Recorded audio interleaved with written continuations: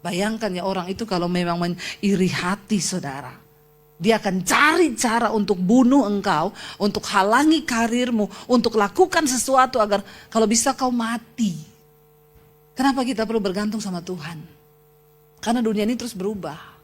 Kita nggak pernah tahu, ada orang-orang, kita ini hidup benar, baik, ada yang suka, ada yang tidak suka. Kita hidup jahat juga, banyak juga yang tidak suka. Ya karena memang ya namanya manusia itu, tidak semua orang suka dengar berita keberhasilanmu. Banyak yang nangis waktu dengar kau berhasil. Karena mereka nggak suka memang. Ya. Tapi sebaliknya ketika kau sial, banyak akan tersenyum dan tertawa. Inilah kehidupan. Ya. Dan ketika orang nggak bisa tolong, ya udah, ya orang iri hati pengen bunuh, nggak bisa dibuat apa-apa. Lalu ayat yang selanjutnya dikatakan di sana, lalu pergilah raja ke istananya saudara, dan berpuasalah ia semalam-malaman. Ia tidak menyuruh orang penghibur-penghibur, penyanyi datang, dia tidak dapat tidur. Bayangkan raja nggak tidur loh, nggak makan, nggak ada penyanyi. Biasanya kan malam di istana raja itu rame, Inul diundang, Dewi Persik diundang, nyanyi saudara, Justin Bieber ya. Tapi kali itu raja bilang, nggak, aku lagi sedih.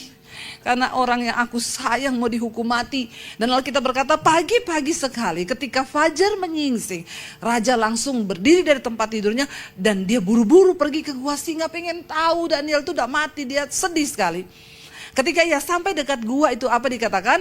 Berserulah ia kepada Daniel dengan suara yang sayu. Pelan-pelan dia ngomong gini, Daniel, hamba Allah yang hidup, Allahmu yang kau sembah dengan tekun itu sudah sanggupkah ia itu menolong dan melepaskan engkau dari singa-singa itu?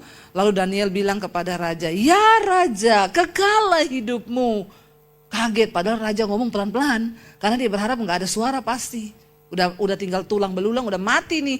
Ternyata dia bilang, kekallah hidupmu. Allahku telah mengutus malaikatnya untuk mengatupkan mulut-mulut singa itu sehingga mereka tidak mengapa-apakan aku, karena ternyata aku memang tidak bersalah di hadapan Tuhan.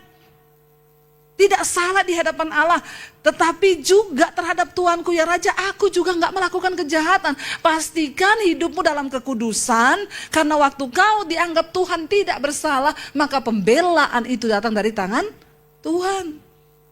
Ini mati loh, depan mata mati, udah nggak ada jalan, udah nggak ada yang bisa tolong sudah. Tapi Tuhan menolong. Dan dikatakan di sana saudara, Allah telah mengutus malaikatnya.